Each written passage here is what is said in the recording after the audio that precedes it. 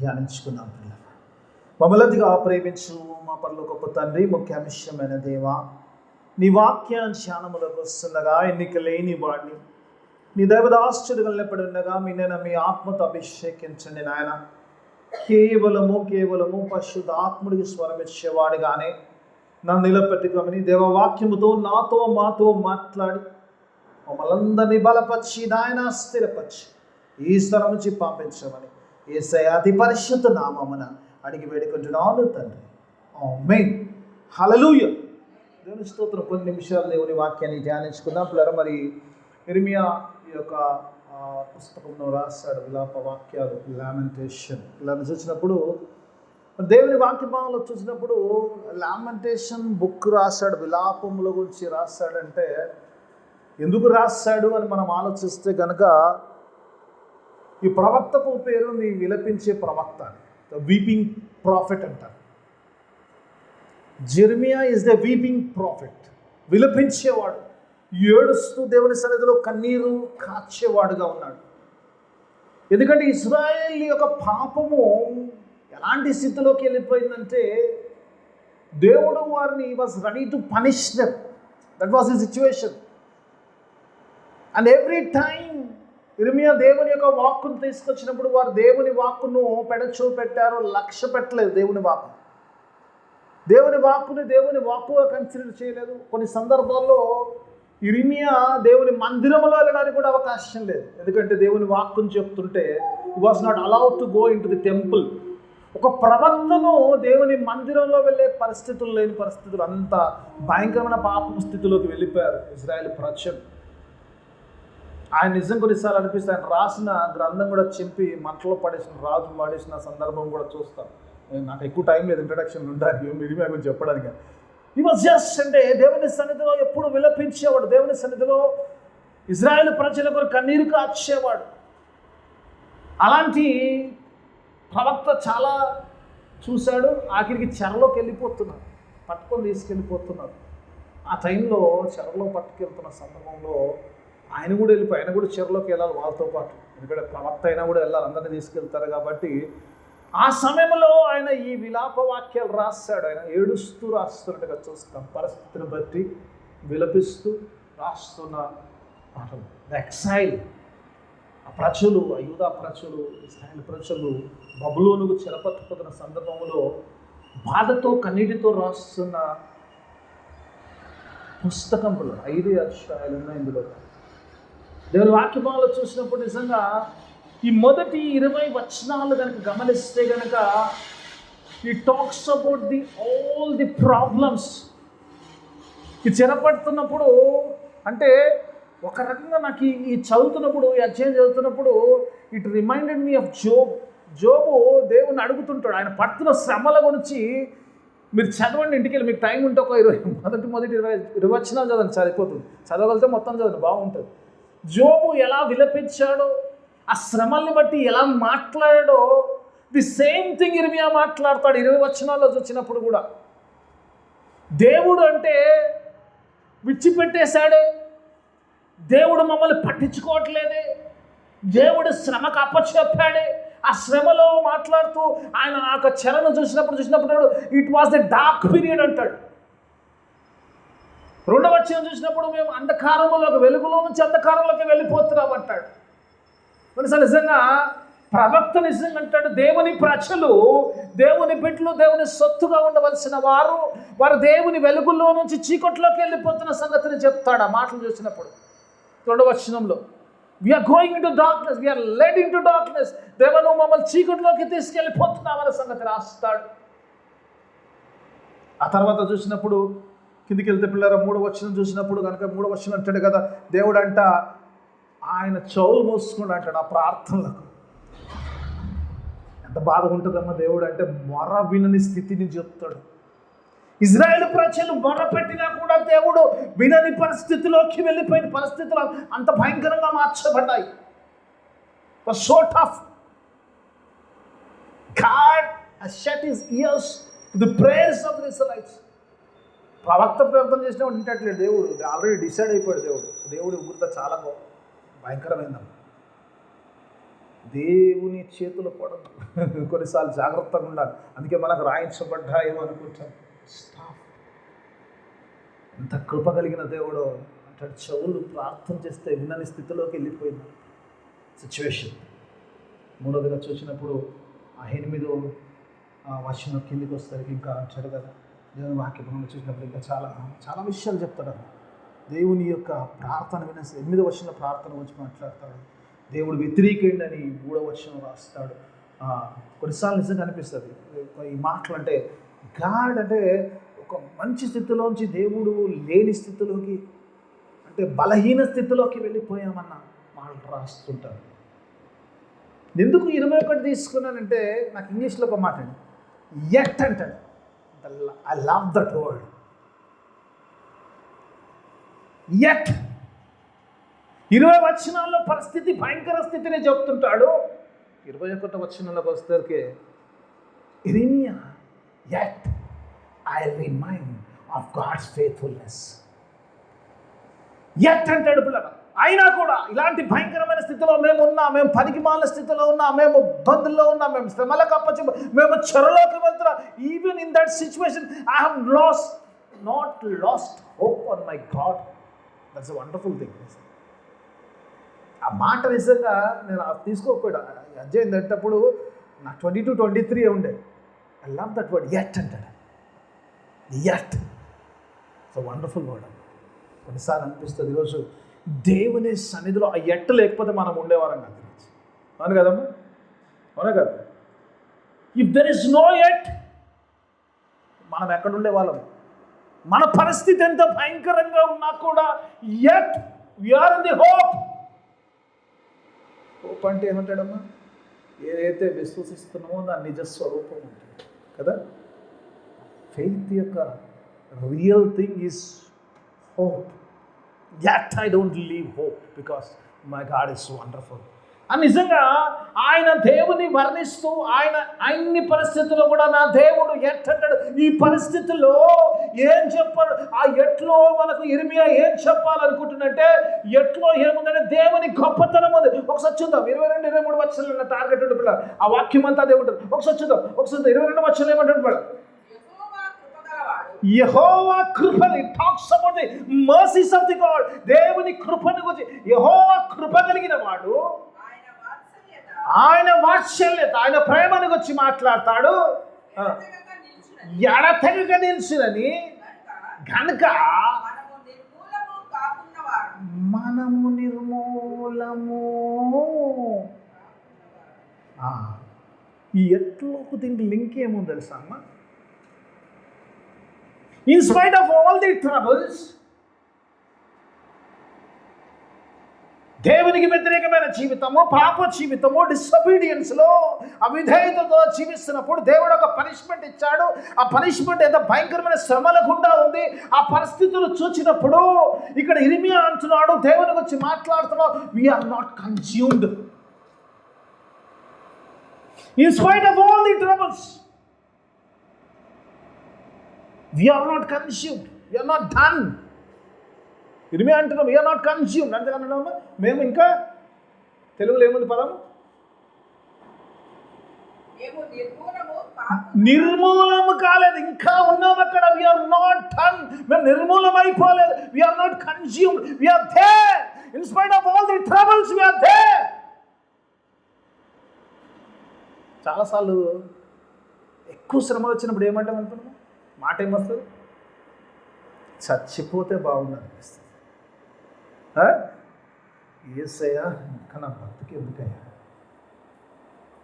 చచ్చిపోతే బాగుంటుంది. నీవు నేను కదమ్మా, గొప్ప గొప్ప ప్రవక్తలు కూడా ఈ మాట అన్నారు. మోషే అన్నాడు దేవుని దగ్గర పోయి, నువ్వు ఒకవేళ క్షమించకపోతే నన్ను చంపేయాలి కదా. మోషే అన్నాడు, ఏలియా అన్నాడు, ఇట్స్ ఇనఫ్ గాడ్, నా ప్రాణం తీసేసుకో, ఇక నేను భరించలేను. ఇంకా సమస్యలు వచ్చినప్పుడు మనం మాట్లాడే మాట ఏంటంటే, ఇక నా వల్ల కాదు, నేను భరించలేను, నా ప్రాణం తీసే, ఇంకా నాకు ఉండడానికి ఇష్టం లేదు, I don't want to live anymore, I want to die. ఆ ఎట్ట ఎందుకన్నాడు తెలుసా అమ్మ? ఎన్ని సమస్యలు వచ్చినా కూడా వీఆర్ నాట్ కన్స్యూమ్డ్. మేము ఇంకా నిర్మూలం కాలేదు. We are still standing. ఇన్ని ఇబ్బందుల్లో, ఇన్ని సమస్యల్లో, ఇన్ని నిందల్లో, ఇంత భయంకర పరిస్థితుల్లో we are still standing in the hope of our Lord. Hallelujah. అంత మెల్ల చెప్తే నిలబట్టుగా హల్లెలూయా. దేవునికి స్తోత్రం. ఇన్ని పరిస్థితుల్లో, ఇన్ని ఇబ్బందుల్లో కూడా we are still standing strong. We are not consumed it.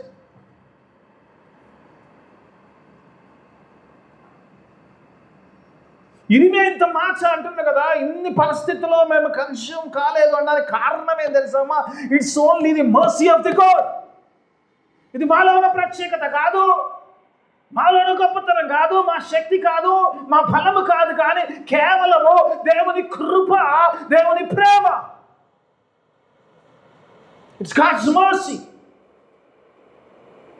ఇంకా మేము నశించలేదు, ఇంకా చచ్చిపోలేదు, ఇంకా బతికున్నాం, ఇంకా still we are going, still ఇంకా నడుస్తుంది మా జీవితం, ఇంకా నడుస్తుంది, ఇంకా ముందుకెళ్తున్నాం. ఇది కేవలము దేవుని కృప ఉన్నది.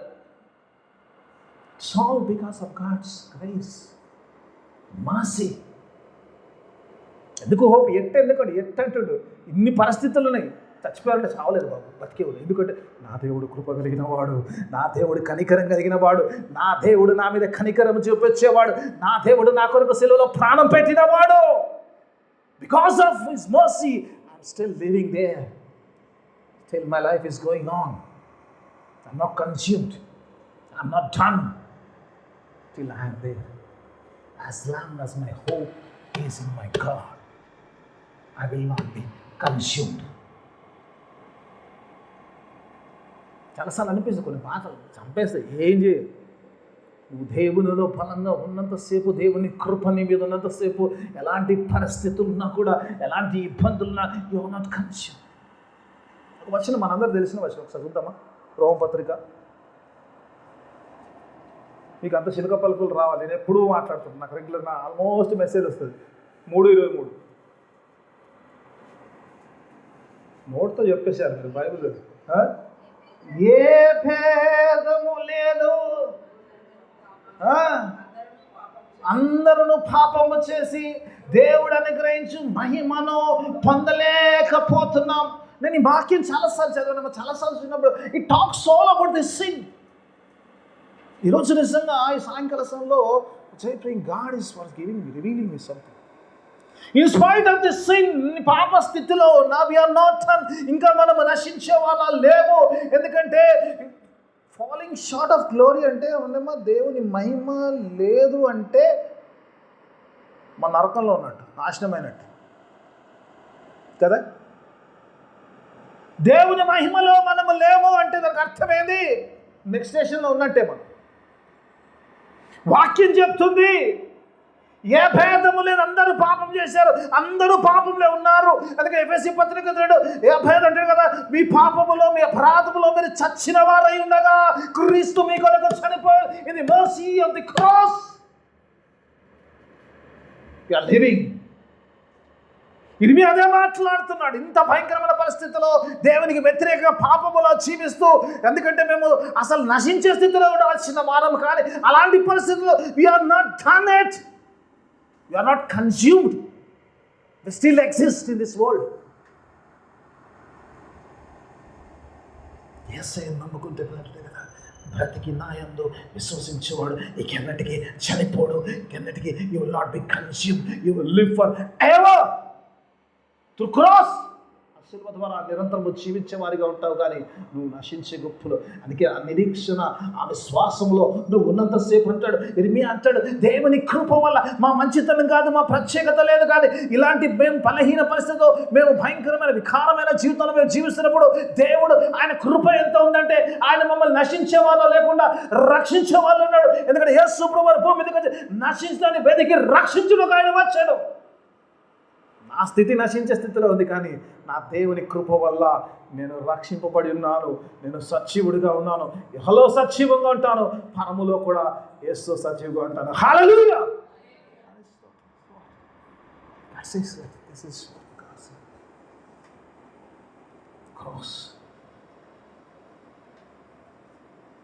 ఇర్మియా కంటే అది పిల్లలు ఈ మాటలు మాట్లాడే ముందు, ఆ చెరపట్టే ముందు దేవుడు దర్శనం చూపిస్తాడు. ఆయన దర్శనం చూసినప్పుడు అంటాడు 2 బుట్టల్లో ఫిక్స్ పెడతాడు. ఆ బుట్టలో ఉంటాయి 2 బుట్టలు ఉంటాయి. దేవుడు అంటాడు, ఏం చూస్తున్నావు ఇర్మియా అంటాడు. 24 అధ్యాయం ఉంటుంది, తర్వాత చూసుకుంటాం. ఇర్మియా గ్రంథంలో ఉంటాయి. ఏం చూస్తున్నావు ఇర్మియా అంటే, I see 2 baskets of figs అంటాడు. 2 గంపల్లో నేను ఏమంటారమ్మా అంజూర పండ్లను చూస్తున్నాను. ఎలా ఉన్నాయి అంటాడు దేవుడు. అంటాడు చెడ్డవేమో భయంకరమైన చెడ్డగా ఉన్నాయి, మంచివేమో చాలా మంచిగా ఉన్నాయంట. చాలా మంచిగా ఉన్నాయంట. ఓకే, బయట చాలాసార్లు ఏం చేస్తారమ్మా, మనం ఏం చేస్తాం, చెడ్డవి ఉన్నాయనుకో, టమాటాలు చెడ్డ కులిపోయిన టమాటాలు ఉంటే ఏం చేస్తాం, బయట పాడేస్తాం. మంచి ఇంట్లో పెట్టుకుంటాం. దేవుడు అంటాడు, ఈ కులిపోయిన ఈయనవుడిని మంచి వాటిని నేను పబ్లో తీసుకెళ్తాను. దేవుని కాన్సెప్ట్ మానవుల కాన్సెప్ట్ చాలా డిఫరెంట్ ఉంటుంది. That's is I want to take this good ones to the Babylons. ఎందుకు తెలుసా అమ్మా, అంటే ఎంత పరిశుద్ధులని కాదు, కానీ కొద్ది గొప్ప మంచితనం మిగిలి ఉన్నారండి. మంచిగా మొత్తం అంత మంచి కదా, అంత మంచిగా పనిష్మెంట్ కాదు. ఈ కొద్ది మందిని దేవా ఎందుకు మంచుకున్న వాళ్ళని నువ్వు ఎక్కడికో తీసుకెళ్తావు, ఇక్కడ ఉన్న వారు ఇక్కడ ఎందుకు వచ్చావు? ఎందుకంటే so that they will not be consumed in this simple situation. ఈ భయంకరమైన పాప జీవితంలో మీరు అక్షర మధ్యలో ఉంటే ఈ ఉన్నాయి కూడా పాడైపోతాయి. Let me take that so that they won't be consumed. I want to save them. అందుకే ఇర్మియా వెళ్తున్నప్పుడు ఏడుస్తున్నప్పుడు కూడా అంటాడు, యట్ ఇంకా దేవుని కృప ఉంది మా పట్ల. మంచితనం కాదు కానీ కొత్త గొప్ప ఉన్నప్పుడు దేవుడు మమ్మల్ని కన్జ్యూమ్ కానివ్వకుండా, నిర్మూలము కానివ్వకుండా దేవుళ్ళు ఉండడానికి బబులోనుకు పట్టుకెళ్తున్నాడు దేవుడు అంట. దేవుని వాక్యభావం అంటాడు కదా ఆయన అంటాడు, ఎందుకు చేస్తున్నాడు దేవుడు అంటే అంటాడు, because of his great love. ఆయన గొప్ప ప్రేమ అంటప్పుడు. ఎందుకంటే ఇంత పనికి మాలను, ఎందుకంటే ప్రేమ. I love them so much. కొన్నిసార్లు అనిపిస్తుంది నిజంగా దేవుడు ఎంత ప్రేమిస్తుంది. కొన్నిసార్లు అనిపిస్తుంది అతి భయంకరమైన సిచ్యువేషన్లో ఉండి దేవుని కోపం తెచ్చుకుని దేవుని ఉగ్రతలో వచ్చినప్పుడు కూడా దేవుడు ఆయన ప్రేమను మర్చిపోవట్లేదు. God says, I still love them. I still love them. I still love them. కొన్నిసార్లు అనిపిస్తుంది నిజంగా ఈరోజు నాతో దేవుడు అందరితో, even though you are in a bad situation, I still love you. His love is great. ఆయన ప్రేమ, ఆయన వాత్సల్యము ఎంతో గొప్పది అంటాడు. అంతే కదమ్మా, ఎంతో గొప్పది అంటాడు. మొదటి వచనం, it's great thing. His love is great. ఎందుకంటే ఒకవేళ మామూలు ప్రేమ అయితే ప్రేమించేదానికి అర్హత లేని స్థితిలో ఉన్నాం కాబట్టి మామూలు ప్రేమ అయితే ఏది కాదు, దేవుని ప్రేమ గొప్పది. చాలాసార్లు అనుకుంటున్నాం. కొన్నిసార్లు నాకు చాలాసార్లు అనిపిస్తుంది, కొన్నిసార్లు బాప్టిజం తీసుకోండి అంటే తీసుకోనండి. మనసులో ఏముంటుందంటే దేవుడు నన్ను యాక్సెప్ట్ చేస్తాను. దేవుడు నన్ను నిజంగా ఇలాంటి భయంకరమైన స్థితి, ఎందుకంటే ఎవరి పాపాలు అలాగే తెలుసు, బయటికి చెప్పకపోవచ్చు కానీ కదా లోపల తొంగి చూస్తే మత్తయి సువార్తలు చెప్తారు 15వ అధ్యాయం. యేసు ప్రభువు పరిచర్యలు ఉన్నప్పుడు శిష్యులు అడుగుతారు, ఆహారం కొంచెం ఆహారం అంటున్నట్టు కదా, మనిషిలోనికి వెళ్ళేది కూడా ఏది అపవిత్రం చేయదు, మనుషుల్లో నుంచి వచ్చింది అపవిత్రం చేస్తాడు. ఏమంటాడు, మనుషులో నుంచి వచ్చి అపవిత్రం చేసేది అంటాడు. ఇంత లిస్ట్ ఇస్తాడు, అంటే మనసులకి ఏమేమి వస్తాయి అన్నాడు. కొన్నిసార్లు నిజంగా ఒక్కసారి అధ్యాయం చదివి కనుక మనం అందులో చూసుకుంటే ఇక్కడ ఉన్న అందరం కూడా నాతో సహా, నేను ప్రత్యేకంగా ఏదో ఒకటి అందులో నుంచి బయటకు వస్తుంది కన్ఫర్మ్గా. మనం అనొచ్చు, మేము అట్లా కాదు, నువ్వు ఏమైనా చెప్పు, పోయి చదువుకోండి, 10వ అధ్యాయం చదువుకోండి, అందులో ఏదో ఒక పనికి మాలింది మనలో ఒకటి ఉంటుంది కన్ఫర్మ్గా. అది కన్ఫర్మ్, అది అవునా కాదా? ఏం లేదని అనగలుగుతామా? And we say that we are holy? No, not at all. Nobody is holy. Everybody has something against God. దేవుని వాక్య భావన చూసినప్పుడు నిజంగా పిల్లలు దేవుడు నిజంగా అలాంటి కొన్నిసార్లు అంటారు, మేము అంటే థింక్ దట్ నిజంగా మేము అసలు తీసుకుంటే దేవుడు యాక్సెప్ట్ చేస్తాం. అది మొదటి యోహానులో యేసుప్రభువు గురించి వాక్యం చెప్తున్న యోహాను అంటే, యేసు రక్తము ప్రతి పాపము, ఆ ప్రతిలో ప్రతిది ఉంటుంది. అందులో నీ పాపం ఉంటుంది, నా పాపం ఉంటుంది, ప్రతి ఒక్కరి పాపం ఉంటుంది. అందుకే అందరూ ప్రతి అన్నప్పుడు, ఆల్ అన్నప్పుడు ఎవ్రీథింగ్ కమ్స్ ఇన్ ఇట్. ఇప్పుడు మనకు ఛాన్స్ లేదు. నాకు వస్తుందా పాపం అంటే వస్తుంది, ఖచ్చితంగా వస్తుంది. మీ పాపం ఖచ్చితంగా వస్తుంది, ఖచ్చితంగా వస్తుంది. నా పాపం ఖచ్చితంగా వస్తుంది. ప్రతి పాపము అన్నాడు, ఎవ్రీ సిన్ యేసు రక్తము ప్రతి పాపమును కడుగును. Every sin, because his love is great and awesome. దేవుని ప్రేమ గొప్పది, ఆయన వాత్సల్యం గొప్పది. He doesn't love you because you're good. He loves you because he is love. దేవుడు ప్రేమ స్వరూపుడైనాడు కాబట్టి. హల్లెలూయా. దేవుడు ప్రేమ స్వరూపుడైనాడు కాబట్టి నిన్ను ప్రేమిస్తాడు. నీలో ఏదో మంచితనం ఉంది కానీ, నీలో గొప్పతనం ఉందని దేవుడు ప్రేమించాడు. కానీ దేవుడు ప్రేమ స్వరూపుడైనాడు. His nature is to love you in spite of your sinful nature. God loves you. God loves you. అందుకే పౌలు అంటాడు కదా, ఏమంటాడు పౌలు? పాపుల్లో ప్రధానుడు అంటాడు. అరే మీరు చిన్న చిన్న పాపాలు చేసిరమ్మ బాబు, దేవుని యొక్క సంఘమును, సజీవుడైన యేసు సంఘమును హింసించిన పనికి మాలవాడిని ఒకవేళ దేవుడు నన్ను క్షమిస్తే మీ పాపం ఎట్లుండదు? చిన్నదంటాడు. whatever is your sin is very little comparing to me because I stand out the top అంటాడు. కానీ ఆయన నన్ను ప్రేమించాడు, ఆయన కృప నాకు ఇచ్చాడు, ఆయన భాగ్యం నాకు ఇచ్చాడు. ఒకసారి ఆ కృపను పొందుకున్న పౌలు ఎలా అయిపోయాడంటే, ఇక జీవించుచున్నవాడు నేనే, నాలో క్రీస్తే జీవిస్తున్నాడు. Christ is everything, Christ lives in me. నేను కాదు నా శరీరంలో జీవించేది, నా దేవుడు నా శరీరంలో జీవిస్తాడంటే పౌలు. What a wonderful teacher, what a wonderful apostle. అంత గొప్ప వ్యక్తి పిల్లలు దేవుడు వాక్యం. Let me go. ఇంకా నేను ఒకటో పాయింట్లో ఉన్నాను, right? Okay, let me go. అంటే 2 పాయింట్లు ఉన్నాయి, ఇంకా క్లోజ్ చేసేస్తాను, రైట్? ఓకే, ఫాస్ట్ ట్రాక్లో వెళ్ళిపోతుంది హిమాచల్. నేను వాక్యం ఒకసారి చూద్దాం, ఒక బాట పిల్లలు కింద త్వరలో చదువుకుందాం, మళ్ళీ ఒకసారి వాక్యం చదువుకుందాం పిల్లలు. 2 మాటలు ఉన్నాయి, 2 మాటలు చెప్పేస్తాను. ఆ టైం కూడా ఒక I have 8 minutes to close, right? I'll try to finish it as quickly as possible, right? Okay, ఒకసారి చూద్దాం ఒక మాట.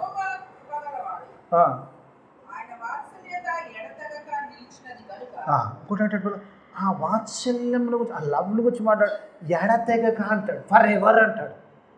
ఆయన ప్రేమను గురించి మాట్లాడినప్పుడు అది చెప్పేసి నేను కిందకి వెళ్ళిపోతాను. 2 దాంట్లో ఆయన ప్రేమను గురించి మాట్లాడినప్పుడు, ఈ ప్రేమ ఈ రోజు ఉండి రేపోయేది కాదు, ఎడతెగక.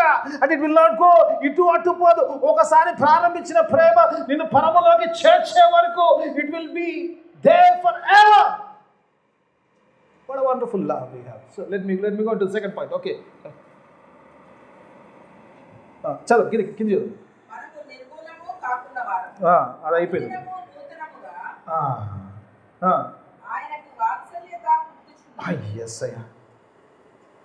ఇర్మియా ఒక మాట మాట్లాడుతున్నప్పుడు జస్ట్ ఆస్కింగ్ గాడ్. ఎస్, దేవుని ప్రేమ నిరంతరం ఉన్నాడు. అయిపోయింది కదా అక్కడికి అనుకున్నాం, అయిపోయింది అనుకున్నాడు. అయిపోలేదు. ఇర్మియా అంటాడు, ఆయన హోప్ను వచ్చి మాట్లాడుతున్నప్పుడు అంటాడు, ఆయన వాత్సల్యము, ఏమంటున్నామా, ఆయన వాత్సల్యము అనుదినము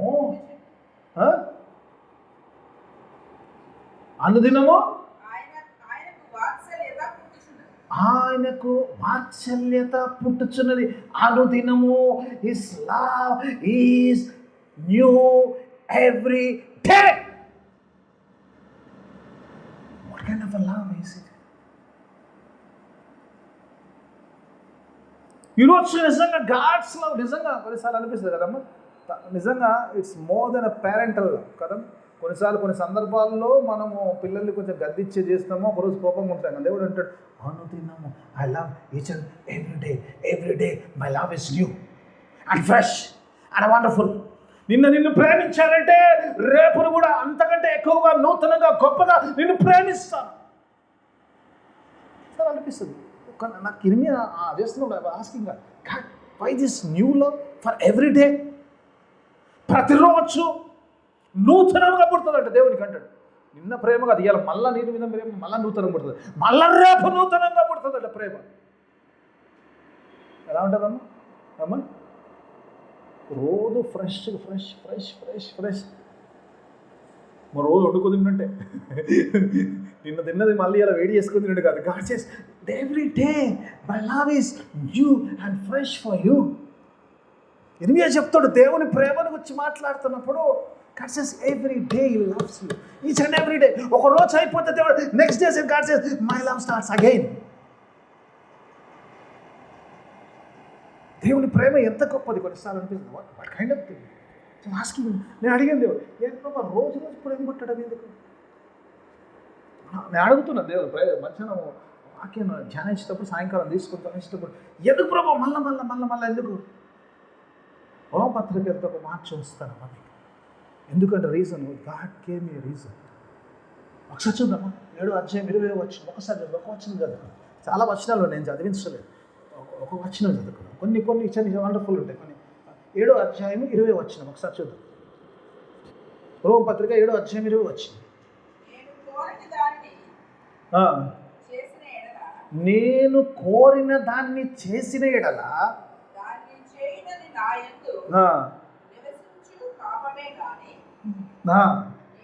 కోరిన దాన్ని కాదు, కోరని దాన్ని కదమ్మా. నేను కోరని దానిని చేసిన ఎడల పాల్ అంటాడు I want to do something but I'm doing something else. అర్థమవుతుందమ్మా? నేను చేయాలనుకుంటుంది ఒకటి, కానీ నేను చేయాలనుకోనిది చేస్తున్నాను. మానవులు చాలాసార్లు మన పాపం ఎట్లా చేస్తామంటే, పాపం చేయాలని ఎవరికి ఉండదమ్మా, దేవునికి వ్యతిరేకంగా పాపం చేయాలని ఉండదు, కానీ పాపం చేయొద్దని అనుకుంటాం కానీ చేస్తూనే ఉంటాం. పాపం చేయాలనే ఇంటెన్షన్ మనది కాదు. We don't want to go. జనరల్గా దేవుని బిడ్డలు యేసు రక్తంలో కడగబడ్డవారు, శిలువ రక్తంలో ముద్రించబడ్డవారు ఎవరు కూడా పాపం చేయాలి, దేవుని పడిపోవాలి, దేవుని వ్యతిరేకంగా దేవుని సన్నిధిలో గిల్టీగా నిలబడాలని nobody will think like that. Everybody want to be Holi. But thing is that Paul explains is that ఎందుకంటే నేను కోరింది చేస్తే బాగుంటుండే, కానీ నేను కోరింది చేయగానే ఏది చేయదనుకున్న దాన్నే చేస్తాను. నా ప్రాబ్లం ఉంది. ఎందుకురా బాబు ఎందుకు చేస్తున్నాను అంటే అంటాడు నేను చేస్తలేనిది ఏమంటాడు, నాలో ఉన్నది ఏముంది? పాపం ఉంది.